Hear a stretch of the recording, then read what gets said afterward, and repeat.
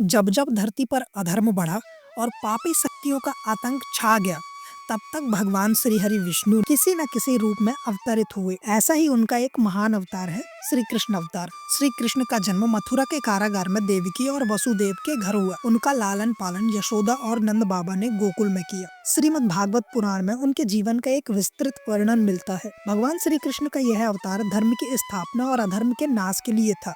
जब पृथ्वी पर पाप अपने चरम पर था और धर्म का विनाश हो रहा था, तब भगवान विष्णु ने वैवस्वत मनवंतर के 28वें द्वापर युग में श्री कृष्ण के रूप में अवतार लिया। उनका उद्देश्य पापियों का विनाश कर इस धरती को पवित्र बनाना था। श्री कृष्ण अनगिनत दिव्य गुणों के धनी थे। वे 16 कलाओं से पूर्ण थे और उन्होंने अपने जीवन में हर कार्य को धर्म और कर्म का प्रतीक माना। चाहे राक्षसों का संहार हो, गोवर्धन पर्वत उठाना हो या मथुरा के अत्याचारी राजा कंस का वध हो, श्री कृष्ण ने हर कार्य को धर्म की रक्षा के लिए किया। कुरुक्षेत्र की रणभूमि में अर्जुन के संशय को दूर करने के लिए श्री कृष्ण ने भागवत गीता का उपदेश दिया। यह ग्रंथ आज भी मानव जीवन के लिए एक पथ प्रदर्शक है।